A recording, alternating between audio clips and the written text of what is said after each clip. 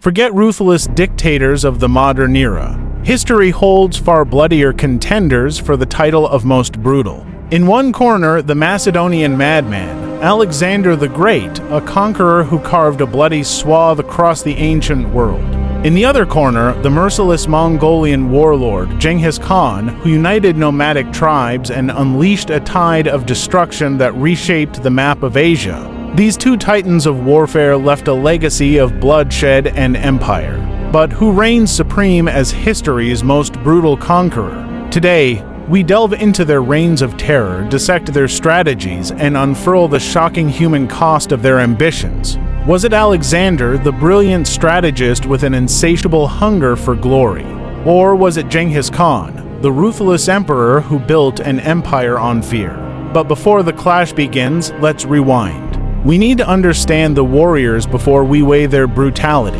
What drove these men to conquer vast swaths of land? What were their motivations, their justifications? Join us on a journey through time to the heart of empires forged in blood and fire. Alexander the Great, bathed in the glory of ancient Greece, Alexander was more than just a conqueror. He was a product of a culture obsessed with warfare and excellence. Tutored by the legendary philosopher Aristotle, Alexander honed his military skills and strategic brilliance at a young age. Fueled by a desire to emulate the mythical hero Achilles and fueled by his father's unfulfilled conquests, Alexander set his sights on Persia, the vast empire that threatened Greece. His victories were legendary. The battles of Granicus, Issus, and Gaugamela cemented his reputation as an undefeated military genius. But Alexander's brutality was undeniable.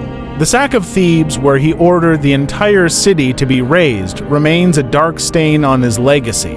Was this calculated terror or the impulsive rage of a young conqueror?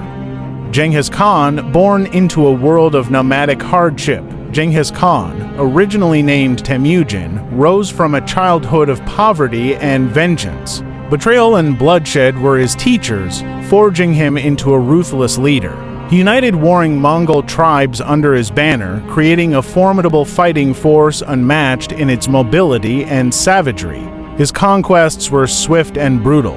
Cities that resisted faced complete annihilation. Men, women, and children alike were slaughtered. Entire populations were eradicated, leaving a trail of terror across Asia. Was Genghis Khan simply a barbaric warlord, or was there a strategic method to his madness? Did his brutality ensure the loyalty of conquered peoples and the swift expansion of his empire? Both Alexander and Genghis Khan left behind a horrific legacy of death and destruction. Historians estimate that Alexander's conquests resulted in the deaths of hundreds of thousands, while Genghis Khan's empire may have been responsible for the annihilation of millions. But the brutality wasn't just about numbers. Both conquerors employed psychological warfare, striking fear into the hearts of their enemies before their blades ever met.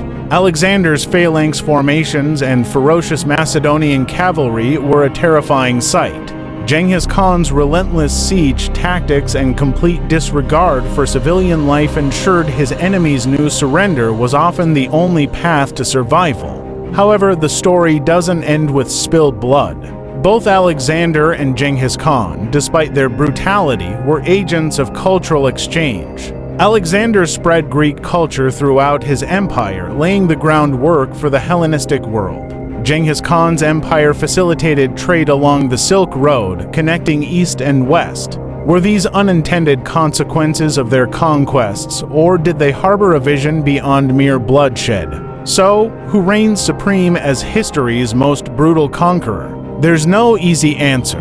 Alexander, the brilliant strategist, or Genghis Khan, the ruthless emperor? Both men left lasting impacts on the world, but their legacies are deeply stained by the blood they spilled.